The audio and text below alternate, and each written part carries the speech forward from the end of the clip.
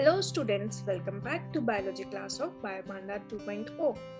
I hope आप सबकी NEET preparation बहुत अच्छे से चल रही हो और उसको और बूस्ट अप करने के लिए एंड स्ट्रॉन्ग बनाने के लिए हम आपके लिए फिर से लाए हैं प्रीवियस ईयर क्वेश्चंस। एंड आज का टॉपिक है unit 3 human welfare of class 12th। So like, subscribe and share तो बनता है। Why you should watch this video? To know this in detail, check our previous PYQ videos.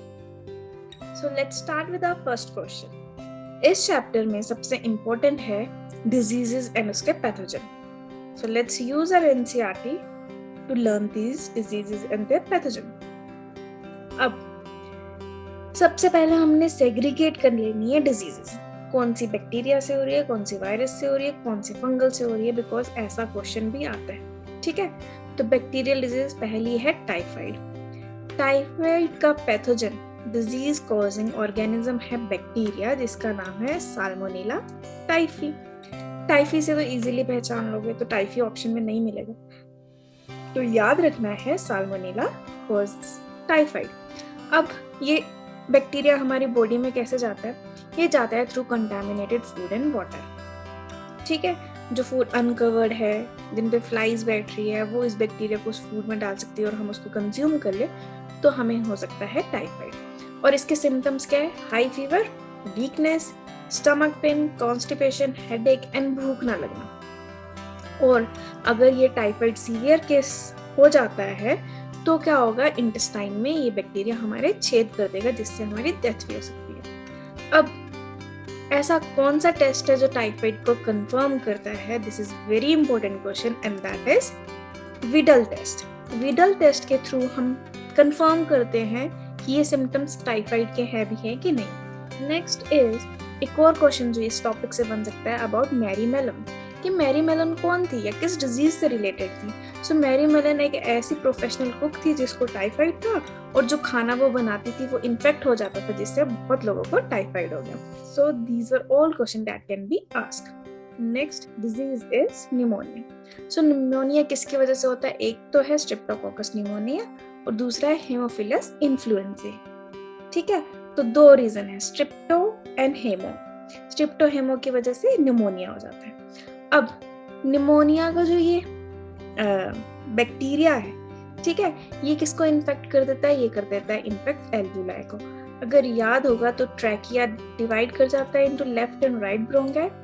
ठीक है, फिर eliminate कर जाती है इनटू एल्वुलाई, वो ग्रेप की तरह जो बंच सा बनता था जहाँ पे गैसेस एक्सचेंज होती है। ठीक है, तो वो एल्वुलाई क्या हो जाता है? उसमें फ्लूइड फिल हो जाता है। जब उस एल्वुलाई में फ्लूइड फिल अप हो जाएगा तो ऑब्वियसली एक्सचेंज ऑफ गैसेस नहीं हो पाएगा, चेस्ट में ब्लॉकेज आ जाएगी। ठीक है, और जिसकी वजह से जो जिसको निमोनिया है वो कैसा दिखेगा? Bluish in colour. तो ब्लूइश इन कलर इसका सिम्टम है। और इसके अलावा और क्या क्या होगा? Fever, chills, cough and headache. ठीक है, और ये through cough, through sneeze, air droplets के थ्रू एक दूसरे में फैल सकता है। और कौन सी बैक्टीरियल डिजीज है? तो typhoid, pneumonia, dysentery, plague and diphtheria. ठीक है, ये पांचों डिजीजेस बैक्टीरियल डिजीजेस है। नेक्स्ट आता है हमारा वायरल डिजीज। वायरल डिजीज में आता है कॉमन कोल्ड। कॉमन कोल्ड के सिम्टम याद करने की जरूरत नहीं है बिकॉज हम सबको कॉमन कोल्ड होता है। ठीक है, अब क्वेश्चन आता है कि कॉमन कोल्ड का वायरस कौन सा है? तो कॉमन कोल्ड का वायरस है राइनो वायरस। ठीक है, अब क्वेश्चन के 4 ऑप्शन होंगे, उसमें से कंफ्यूज करने वाला ऑप्शन होगा रैप्डो वायरस। ठीक है, तो रैप्डो में क्या है? डी है। तो ये रैप्डो वायरस डॉग में जो रेबीज होता है उसको कॉज करता है। तो बच्चे कंफ्यूज हो जाते हैं रैप्डो और राइनो में। ठीक है, तो राइनोसोर को देखा ना, राइनोसोर के नाक में ऐसे सींग सा होता है, तो याद रखना राइनो वायरस हमारे नोज में होता है ना, जब आता है तो हमें क्या होता है? कॉमन कोल्ड हो जाता है। और रैप्डो वायरस डॉग्स में रेबीज क्रिएट करता है। ठीक है, तो इन दो वर्ड में कंफ्यूज नहीं होना। अब कॉमन कोल्ड वायरल डिजीज है। ठीक है, इसमें जो सिम्टम्स होते हैं उसके अलावा एक और क्वेश्चन जो बनता है कि निमोनिया कॉमन कोल्ड में क्या डिफरेंस है? निमोनिया में एल्वुलाई इफेक्ट हुआ था। ठीक है, बट कॉमन कोल्ड में रेस्पिरेटरी ट्रैक्ट इन्फेक्ट होता है। तो इसमें एल्वुलाई को कोई प्रॉब्लम नहीं होती, बस रेस्पिरेटरी ट्रैक्ट में इन्फेक्शन हो जाता है। तो ये एक डिफरेंस है। देन नेक्स्ट कम्स, ये भी कैसे स्प्रेड होता है? Through air. So next disease is malaria. अब मलेरिया से क्या क्या क्वेश्चन बनते हैं वो ध्यान से हम देखेंगे। पहला कि मलेरिया को कौन कॉज करता है? So that is protozoan. उस प्रोटोजोम का नाम है प्लाज्मोडियम। ठीक है, अब इस प्लाज्मोडियम की ना बहुत सी स्पीसीज है, वाइवेक्स, मलेरिया, फेल्सीपेरम। हमें कौन सी याद रखनी है जो बहुत खतरनाक है, जो इंसान को मार देती है? ठीक है, और वो है फेल्सीपेरम। तो हमें याद रखनी है F for falciparum, F for fatal, जो एक ऑर्गेनिज्म को किल कर देगी। ठीक है, अब ये जो प्लाज्मोडियम है ना, इसको इंसान तक कौन पहुंचाता है? वो है फीमेल एनोफिलीज। तो हमें ये बात भी याद रखनी है कि फीमेल एनोफिलीज है जो वेक्टर की तरह काम करती है। And what is vector? Vector एक ऐसा ऑर्गेनिज्म होता है जिसको खुद को डिजीज नहीं होती, बस वो टैक्सी की तरह एक और इन्फेक्टेड ऑर्गेनिज्म से वो प्रोटोजोन को उठाएगी और दूसरे हेल्दी ऑर्गेनिज्म में वो डिजीज कॉज कर देगी। तो वेक्टर टैक्सी है। अब प्लाज्मोडियम के बारे में थोड़ा डिटेल से याद करना है, तो इसके लिए आप यूज कर सकते हो डायग्राम, जिससे बहुत इजीली याद हो जाएगा। तो पहला क्या होता है? मस्किटो है, फीमेल एनोफिलीज है, वो आपको बाइट करेगी। ठीक है, जब वो बाइट करेगी ना तो वो प्लाज्मोडियम को ब्लड मील में डाल देगी। तो ये जो प्लाज्मोडियम है, जिस टाइम इन्फेक्टिव स्टेज होती है, जो फर्स्ट स्टेज है, जब मस्किटो ने उसको हमारी बॉडी में इंजेक्ट किया है, उसे हम कहते हैं स्पोरोजोइड। ये क्वेश्चन बहुत बार आया गया है पेपर में कि इन्फेक्टिव स्टेज कौन सी होती है प्लाज्मोडियम की? सो दैट इज स्पोरोजोइड, जो मस्किटो इंजेक्ट करता है जिससे हमें इन्फेक्शन होता है। अब ये स्पोरोजोइड डायरेक्टली जाके कहाँ लैंड कर जाएगा? लिवर सेल में। ठीक है, तो ये भी एक क्वेश्चन बन सकता है कि स्पोरोजोइड जैसी बॉडी में गया कहाँ चले गए? लिवर सेल में। लिवर सेल में वो थोड़ी देर रहता है, वहां पे एसेक्सुअली मल्टीप्लाई करता है।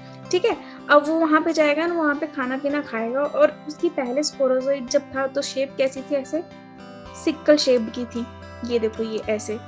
और जैसे ही वो लीवर में गया, उसने खाना पीना खाया, ठीक है, और वो क्या हो गया? सर्कुलर शेप का हो जाए। अब लीवर में एसेक्सुअली मल्टीप्लाई कर देगा। जब तक स्पोरोजोइड हमारे लीवर में है ना, हम स्टार्टिंग में अगर हमें सिम्टम्स आ रहे हो और हम डेंगू या मलेरिया टेस्ट करवा लेंगे तो हमारा वो ना नेगेटिव ही शो करेगा, क्योंकि उस टाइम वो ब्लड में आएगा ही नहीं। ठीक है, तो जब तक वो ब्लड में नहीं आएगा तब तक हम पॉजिटिव शो नहीं करेंगे ब्लड टेस्ट में। अब ये लीवर सेल से निकल के कहाँ पे चल जाएगा? ब्लड में। ब्लड में जाएगा, ब्लड सेल आरबीसीज में घुस जाएगा, वहां पे भी वो और फीडिंग करेगा एसेक्सुअली और मल्टीप्लाई करेगा। ठीक है, अब ये आरबीसीज को रप्चर कर देगा और अब ये इतना ग्रो कर जाएगा कि वो गैमीटोसाइट्स बना लेगा आरबीसीज के अंदर, मेल एंड फीमेल गैमीटोसाइट। और जब ये आरबीसी को रप्चर करके बाहर निकलता है ना, ताकि ये फिर से दोबारा से मस्किटो में चले जाए, तो उस टाइम ये टॉक्सिन रिलीज करता है, उसे हम कहते हैं हेमोजोइन। ये हेमोजोइन एक टॉक्सिन भी बहुत इंपॉर्टेंट है, ये भी क्वेश्चन में पूछा जाता है। तो ये कब रिलीज होता है? जब वो आरबीसी से निकल रहा है, आरबीसी को बर्स्ट कर रहा है, तो ये टॉक्सिन निकलता है और इस टॉक्सिन से फिर से दोबारा से फीवर आता है, चिल्स आती है, शिवरिंग होती है। ठीक है, अब ये जो मेल और फीमेल गैमीटोसाइट्स बन गए ना, अब ये ना ह्यूमन बॉडी में नहीं रहेंगे, क्योंकि जो ह्यूमन बॉडी का टेम्परेचर है वो सूटेबल नहीं है इनकी सेक्सुअल रिप्रोडक्शन के लिए। ठीक है, तो इन दोनों गैमीटोसाइट्स को अब जाना है मस्किटो के अंदर। तो अब ये मस्किटो जब इन्फेक्टेड पर्सन की मील लेने आएगा तो ये गैमीटोसाइट उसके गट में चले जाएंगे। ठीक है, फिर जब वो मस्किटो के अंदर चले जाएंगे गट में, उसके क्या हो जाएगी? रिप्रोडक्शन।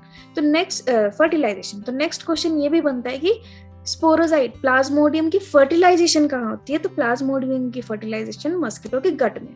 फिर फर्टिलाइजेशन के बाद वो जाइगोट में चेंजेस आएंगे और फर्दर वो स्पोरोजोइट बन के स्टोर हो जाएगा स्लाइवरी ग्लैंड में, ताकि अब नेक्स्ट टाइम जब मस्किटो कोई हेल्दी पर्सन को इन्फेक्ट करेगा, बाइट करेगा, उसकी ब्लड मील लेगा, तो वो स्पोरोजोइट को डाल देंगे। तो ये है लाइफ साइकिल ऑफ प्लाज्मोडियम, जो बहुत इंपॉर्टेंट है और यहाँ से क्वेश्चन आने की उम्मीद होती है।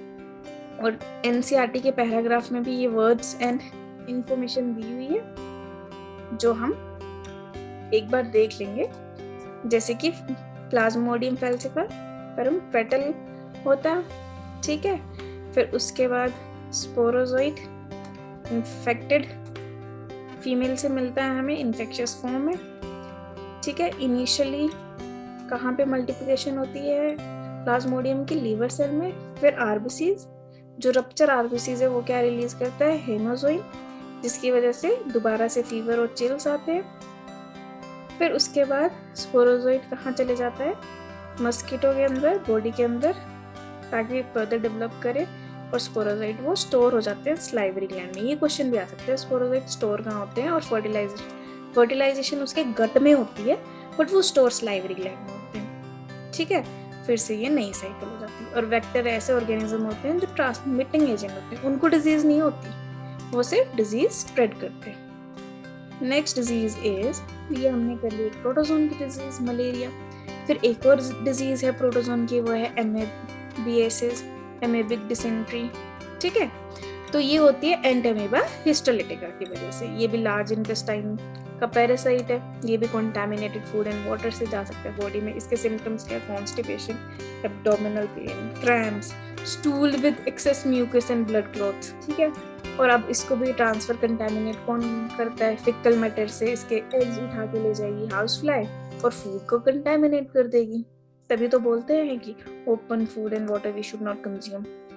Then comes next disease by helminths. ठीक है, हेलमिंथ्स भी डिजीज कोज करती है। उनमें से एक डिजीज एस्कैरियाज है and another disease is एलिफेंटिएसिस।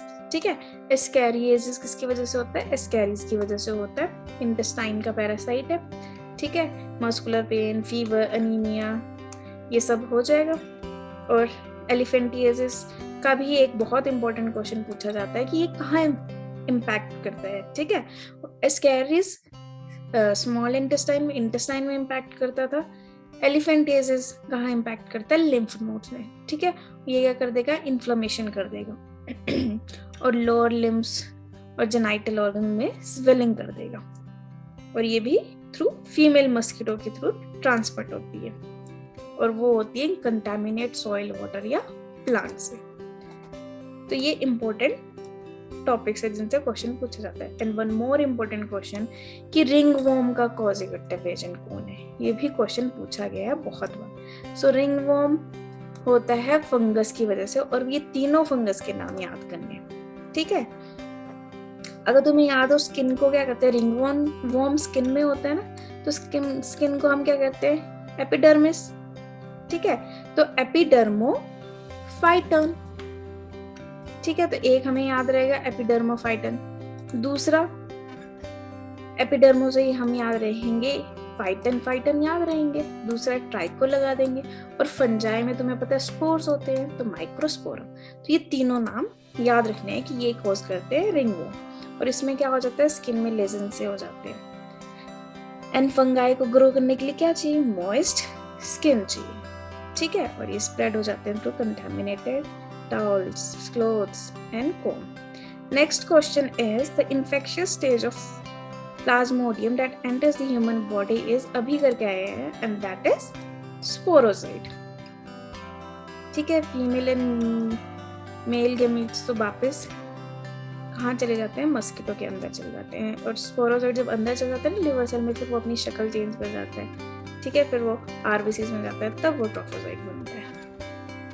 The next question is, which of the following is put into anaerobic sludge digester for further sewage treatment? So next important topic of this chapter is sewage treatment plant. इससे भी बहुत से question आते हैं, और अभी हम discuss करने वाले हैं सीवेज ट्रीटमेंट प्लांट। तो सीवेज ट्रीटमेंट प्लांट में क्या करते हैं, एक हम देते हैं प्राइमरी ट्रीटमेंट, दूसरी हम देते हैं सेकेंडरी ट्रीटमेंट। ठीक है, अब ध्यान से देखना है प्राइमरी ट्रीटमेंट में क्या होता है। प्राइमरी ट्रीटमेंट में पहले तो क्या होता है, जो भी फ्लोटिंग मटेरियल होता है, ठीक है, फ्लोटिंग मटेरियल जैसे लीव्स होंगे और कुछ भी प्लास्टिक के कप्स हो गया, जो भी ऐसा मटेरियल जो हैवी नहीं है, तो वो क्या करेगा, ऊपर ऊपर फ्लोट करेगा। ठीक है, तो उन मटेरियल को हम इजीली सेपरेट कर लेंगे थ्रू फिल्टरेशन। तो प्राइमरी ट्रीटमेंट में पहले हमने क्या किया, सारा फ्लोटिंग डेब्रिस को रिमूव किया बाय सीक्वेंशियल फिल्ट्रेशन। ठीक है, तो पहले फिल्ट्रेशन की और सारा वो रिमूव किया। अब फिल्टर से रिमूव कर दिया तो उस मटेरियल में क्या बचा, heavy things like pebbles, dirt, soil, जो सेडिमेंटेशन से रिमूव हो सकते हैं, जो नीचे जाके बैठ जाएंगे और हम इसको रिमूव कर लेंगे। बाकी अब ये नीचे जाके बैठ गए तो ऊपर का जो मटेरियल था, ठीक है, उसको हम डाल देंगे दूसरे टैंक में। तो ये जो नीचे सेटल वाला मटेरियल है उसे हम कहते हैं ऑल सॉलिड, जो नीचे सेटल कर गया उसे हम कहते हैं प्राइमरी स्लज। जो हैवी मटेरियल नीचे सेटल कर गया उसे हमने कहा प्राइमरी स्लज, और जो ऊपर वाला मटेरियल था उसे हम लेके जाएंगे इनटू अनदर टैंक। तो इस एफुलेंट को will take into another tank और उसे हम देंगे सेकेंडरी ट्रीटमेंट। ठीक है, तो प्राइमरी ट्रीटमेंट में हमने एक चीज देखी, एक देखी हमने सीक्वेंशियल फिल्ट्रेशन, दूसरी हमने देखी सेडिमेंटेशन। ठीक है, तो सेडिमेंटेशन के टाइम जो वो नीचे बैठ गया तो उसी का प्राइमरी स्लज। अब प्राइमरी स्लज नीचे बैठ गया और ऊपर से एफुलेंट को हम लेके, प्राइमरी एफुलेंट को हम लेके दूसरे टैंक में जहां पे हम करेंगे सेकेंडरी ट्रीटमेंट। सेकेंडरी ट्रीटमेंट को हम कहते हैं बायोलॉजिकल ट्रीटमेंट, प्राइमरी ट्रीटमेंट को हम कहते हैं फिजिकल ट्रीटमेंट। अब ये जो हम प्राइमरी एफुलेंट डालेंगे लार्ज एरिएशन टैंक में, ठीक है, ऐसे टैंक जहाँ पे हम कॉन्टिन्यूसली एयर सेंड करते रहेंगे और यहाँ पे प्रेजेंट होंगे एरोबिक बैक्टीरिया, क्योंकि बायोलॉजिकल ट्रीटमेंट है ना।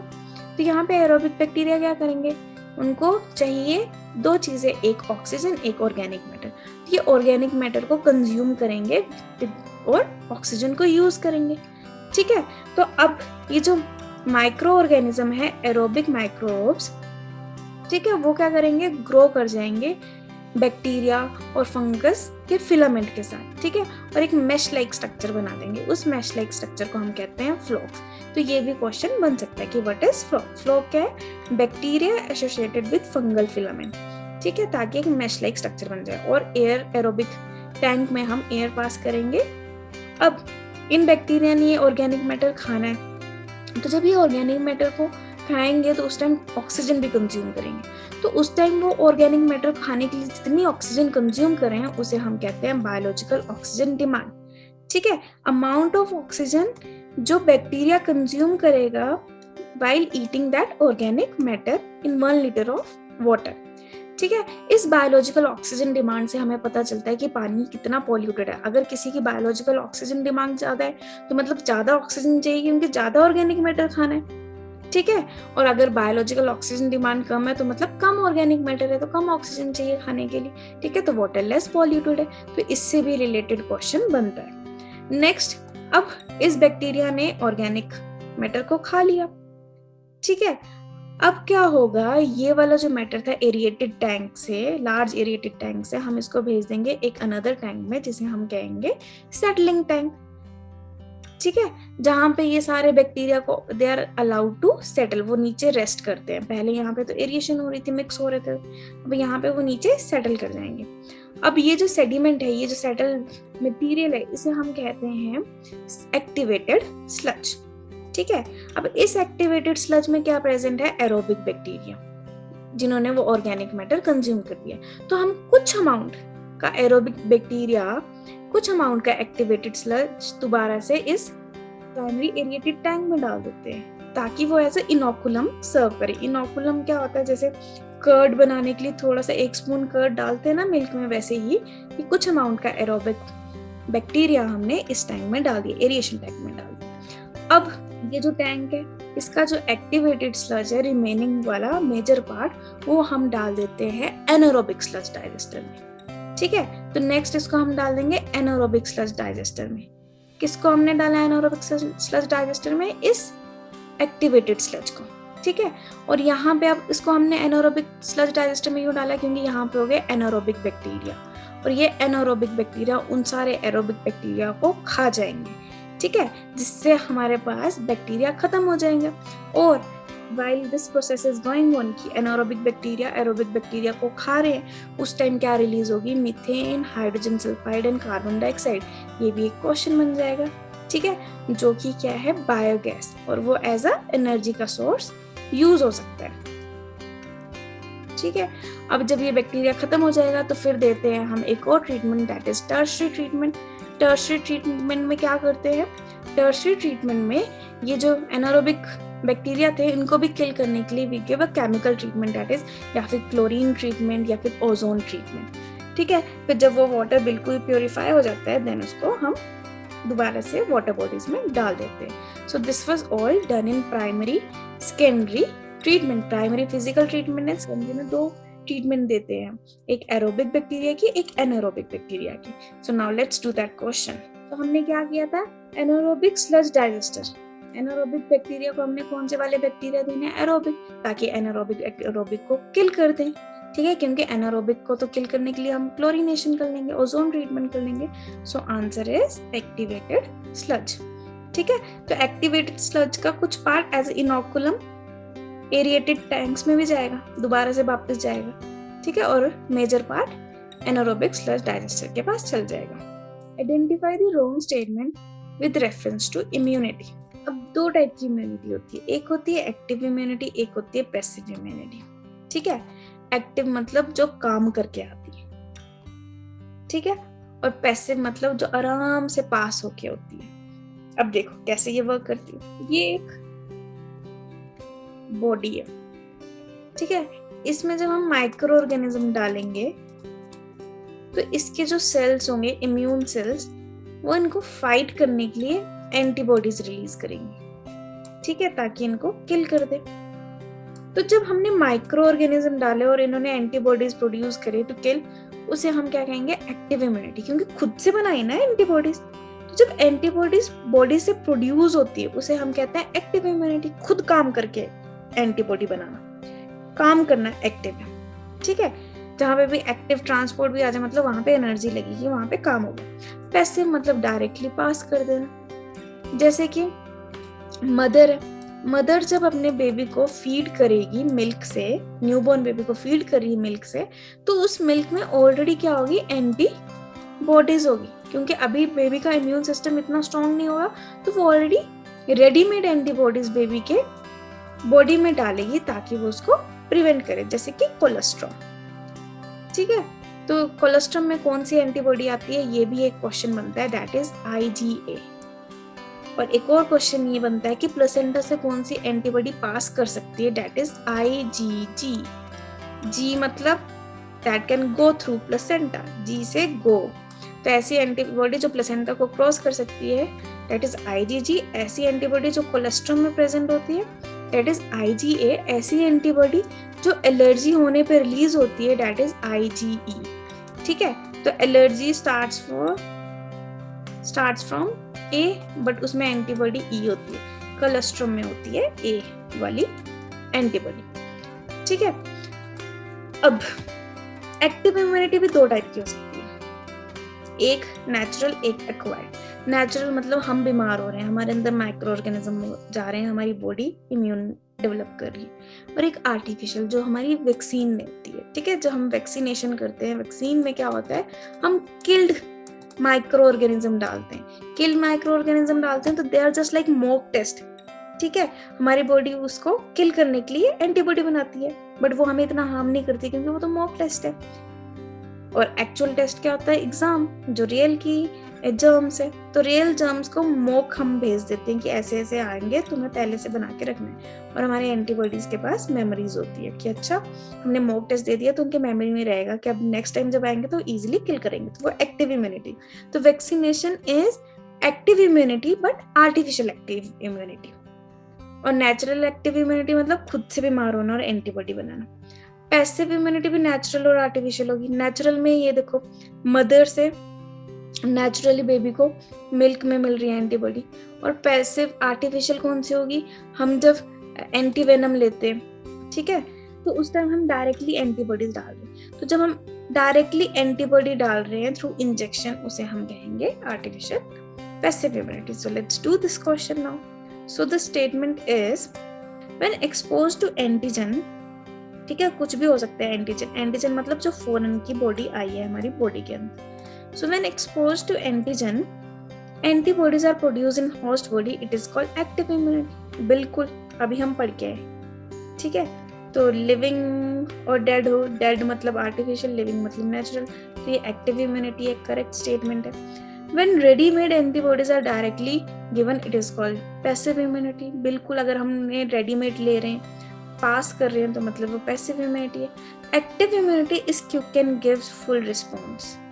एक्टिव इम्यूनिटी क्या होता है, क्विक नहीं होती। एक्टिव इम्यूनिटी टेक्स टाइम, ठीक है, और उसको टाइम लगता है। Foetus receive some antibodies from mother, it is an example for passive immunity. बिल्कुल फीटस ने जो एंटीबॉडीज ली है वो नेचुरल पैसिव इम्यूनिटी है। So active immunity takes time. तुम्हें टाइम लगता है ना बीमारी, लाइक जब तुम्हें कोल्ड होता है सो इट टेक्स टाइम ठीक होते हैं, क्योंकि हमारी बॉडी एंटीबॉडीज प्रोड्यूस कर लेती है और उसको टाइम लगता है। बट उसके पास मेमोरी होती है कि नेक्स्ट टाइम अगर दोबारा से वैसा वाला वायरस आ गया तो एकदम से वो रिस्पॉन्ड कर देगी। Let's see the next question.